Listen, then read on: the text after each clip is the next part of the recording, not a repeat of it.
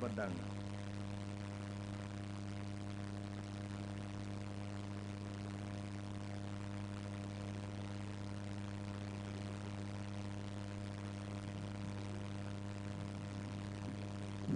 Merci, Monsieur le Président. Messieurs les ministres, j'allais dire le trio. Tantôt je disais Bakassi, je reprends pour dire Kabassi. Honorable député, Monsieur le ministre, nous vous félicitons davantage pour votre reconduction à la tête de ce ministère. Vous êtes un digne fils de la Casamance, c'est un café. Et sachez que toute la Casamance naturelle sont avec toi et de tout cœur. Même si vous pouvez par moment ne pas être d'accord sur des questions politiques. Vous l'avez revendiqué, vous le représentez dignement. Partout où vous êtes passé, vous avez fait d'excellents résultats. Nous serons à vos côtés pour vous accompagner, pour relever encore ce défi au niveau de ce ministère très stratégique. Autant je féliciterai aussi dans votre ministère deux amis, Ababakar Sadek, qui a fait un excellent travail de recensement, qui n'était pas du tout évident, dans des conditions extrêmement difficiles, et qu'il a réussi. Mais une sœur qui symbolise une génération, Fatima Métal, qui est une sœur, qui est une amie, par ma voix, les autres sœurs, Sira, Yaya et tous les autres, Mandjei, vous félicite pour votre nomination, votre consécration. En le faisant, vous remplacez une autre sœur qui a été promue ailleurs. C'est une manière de remercier le président de la République d'avoir fait confiance à cette génération. Cela dit, Monsieur le ministre, nous allons attaquer directement ce ministère qui nous interpelle et qui nous intéresse. Parce que le travail que vous faites aux opérations renseigne davantage sur les passer au peigne-fin. Saluer le programme économie productive, compétitive et créative d'emploi, mais surtout demander que ce programme-là soit renforcé, parce que ce programme fait énormément de bien au niveau des populations. Saluer au passage Diassé, au niveau du FONGIP, celui qui m'a permis, quand je devais accompagner des jeunes, de connaître les mécanismes de financement. Je vous salue, chers frères. Alors, Monsieur le ministre, moi j'avais aussi quelques interrogations pour avoir une idée sur le montant de financement optimal au profit des instruments de financement tels que le FONGIP, le FONSIS, en attendant leur mutualisation, comme l'a bien suggéré le président, pour aller vers l'efficience. Je voudrais être édifié et certainement comme beaucoup de Sénégalais. Autant aussi, j'aurais bien comprendre, si vous pouvez étayer davantage ce que vous apprenez ou vous comprenez dans votre concept d'économie identitaire et culturelle. Vous pouvez être beaucoup plus explicite pour nous permettre de mieux l'appréhender, éventuellement de mieux l'évaluer. Quelles sont aussi les principales chaînes de valeur sur lesquelles travaille le PAS? Je voudrais bien être édifié aussi sur ces questions-là. Quel peut être l'apport des TPE? Nous savons que timidement, on est en train de faire avec les collectivités locales, mais de manière beaucoup plus intéressante. Quel peut être l'apport des TPE pour les collectivités territoriales? À quand le rebasing ou changement de base pour permettre au gouvernement de lever davantage de fonds? Parce que si nous sortirons de ces élections, ce que je souhaite vivement que notre candidat gagne, c'est que nous allons prendre maintenant le vol. L'avion a déjà pris de la chaleur, on doit voler et on doit aller à une vitesse extrêmement potentielle. Voilà pourquoi j'aurais aimé pour qu'on change de base, pour qu'on puisse financer davantage au niveau de ce ministère. Les milliards signés, on entend par gauche, par droite. Est-ce qu'il y a une effectivité que ça se passe entre uniquement au niveau de Dakar, au niveau de la région? Est-ce que le monde rural est assez imprégné, assez impliqué, assez intéressé par rapport à tout ce que nous entendons au niveau de ces coopérations-là? Monsieur le ministre, j'aurais bien aussi savoir, en attendant la mutualisation des instruments de financement, ça, on en parle, on en discute. Quelle est l'intelligence, quelle est l'importance? Le président l'a annoncé. En quoi cela changerait l'effectivité du travail que vous êtes en train de faire au niveau de ce ministère? Monsieur le ministre, moi je vais pas trop abuser de ce temps, parce qu'il s'agit de clarifier des concepts pour mieux nous permettre d'appréhender ce projet. Mais je ne saurais terminer sans vous remercier pour avoir choisi quelqu'un des nôtres, un jeune frère, un ami qui est maire, et en faire votre chef de cabinet. Je veux parler de Abdoulaye, un digne enfant du Saloum, un digne enfant de Nioro, mais qui fait un excellent travail.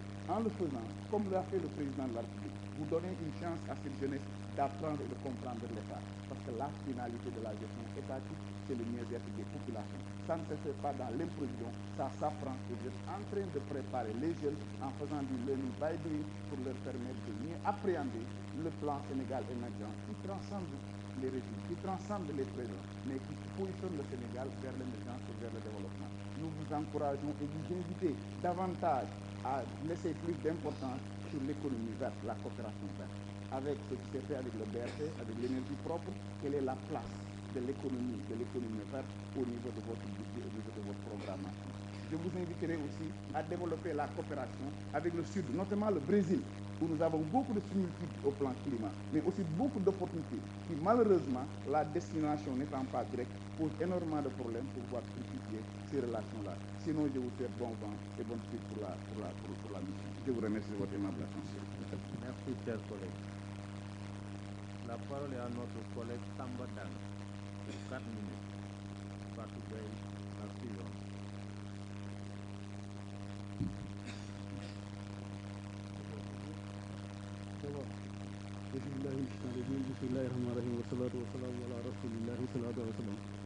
Monsieur le ministre, chers collaborateurs des ministres concernés, chers collègues, veuillez recevoir nos salutations les plus distinguées. Monsieur le ministre, nous savons que le recensement démographique est un pilier fondamental, même central donc pour l'élaboration des politiques publiques d'un pays.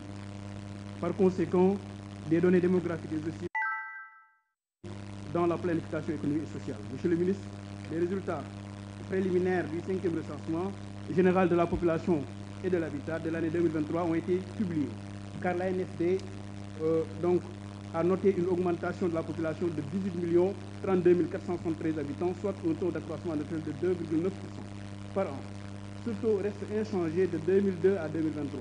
Le Sénégal enregistre le même rythme d'augmentation de la population. Cependant, on note des incongruités, mais aussi on note beaucoup de disparités sans aucune explication. C'est pourquoi on vous interpelle pour avoir des explications par rapport à ça.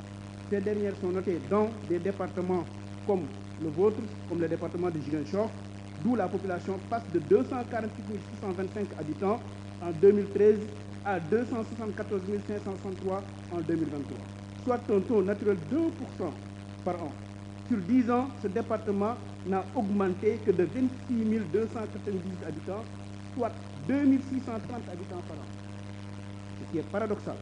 Le département de Bignona, avec 252 554 habitants, en 2013, contre 284 897 habitants en 2023, soit un taux de 2,2%. En 10 ans, la population de Bignona n'a augmenté que de 32 343 habitants, soit 33 234 habitants par an. Le département d'Oussouye, avec 48 332 habitants en 2013, contre 52 883 habitants en 2023, soit un taux d'accroissement de la population de 0,9% en 10 ans. Donc maintenant, monsieur le ministre, en 10 ans, la population donc, de ce département n'a augmenté de 4 551 habitants, soit 455 habitants par an, moins d'une naissance, une naissance 2,2 par jour. C'est paradoxal, monsieur le ministre. Par contre, des départements ont enregistré des taux d'accroissement naturel dans la fourchette de 4 à 7%, qui se traduisent par des augmentations de population dans la fourchette de 40 à 100% sur 10 ans. Je prends les 2 nouveaux départements. La plus forte augmentation de la population a été notée dans le département vous le connaissez mieux que moi, dans le département de Ranérou. Dans le département de Ranérou-Ferlo, c'est le désert chez mes parents. Donc, avec un taux d'accroissement naturel de 7,25%, et sur 10 ans, la population a augmenté de 101%. En quittant 51 313 habitants à 103 283 habitants. S'ensuit le département de Saraya avec plus de 83,2% sur 10 ans, soit un taux d'accroissement naturel de 6,2%. C'est paradoxal. Les départements les moins peuplés font une augmentation de 100% jusqu'à 101%. Les départements les plus peuplés du sud donc, réduisent donc les taux d'accroissement naturel. On ne comprend pas. Et, monsieur le ministre, veuillez nous expliquer ces disparités. Quels sont les motifs par rapport à ces disparités? est-ce que des phénomènes nouveaux sont notés dans ces départements frontaliers, Saraya et Ranérou-Ferlo? Et je suis ma logique pour les 14 communes. Je suis ma logique. Est-ce que, pour des raisons politiques, on ne prend pas les données démographiques, augmenter des populations qui vous sont favorables et diminuer des populations qui vous sont défavorables? Monsieur le ministre, j'attends des réponses par rapport à ça. Je vous remercie. Merci, cher collègue. La parole est à notre collègue Fatou Gueye pour 3 minutes. Fatou Sagnan, la suivante.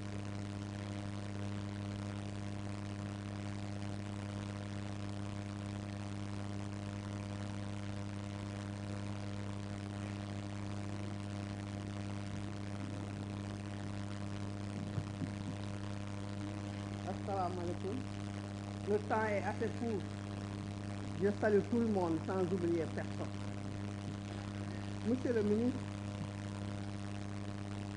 balaa ma wax dara d'abord damay mastawu sama dëkkandoo yi nga xam ni seeni doom ak samay xarit ay sama am di jàmm yoo xam ne seeni doom dañoo def ci géej di leen ko jaale bu baax a baax. waa Fass Boye Diogo Mboro Lompo ñun ñëpp bàyyiwuma fenn fépp koo xamante ni rek xale dem na ci géej gi rek maa ngi jaale sa waaj yi.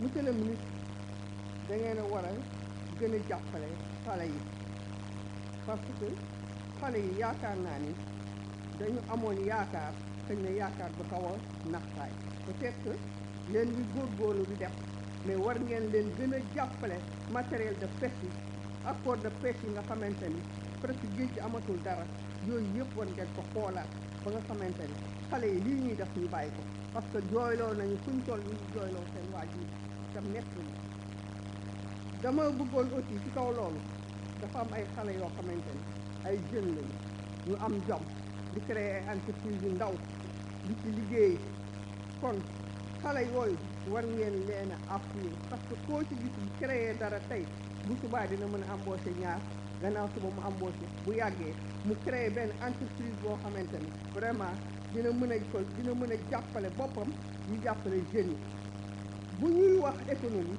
defe naa ni war nañu gën a góorgóorlu ndax économie bi bu doxee dëgg-dëgg xiif du am mar du am kenn du jooy sénégalais dinañ ko yëg te loolu dafa xaw a def am na ko fokk yax fan nee na bu guddee boo guddee jëndi fonde loolu guddee jëndi sax laax wala ngalax boo demee fekk lépp jeex parce que nit ñi daan tooge ci kër yi di togg di yàq amatu parce que li tax parce que vraiment boo ko xoolee xëj na nit ki du ni doo ni nit ki defoo da nga naan def nga waaye yokkal dolli li def dafa bëri kon nañ ci gën a góorgóorlu jàppale jigéen ñi seen unité de transformation yi ndaw yi ngeen di xeex dañ ci génn di ci am ay recette di ci jàppale seen i jaboot di leen ci fayal ay école yëpp département de Tivaouane bii ngeen gën ko bàyyi xel gën ko lampadaire yeeg leneen ak leneen lu baax loo xamante ni war na ñëw ci Sénégal war nga ñu ngeen ñu ci gerte bien que yéen a ñuy tabaxal ay hôpitaux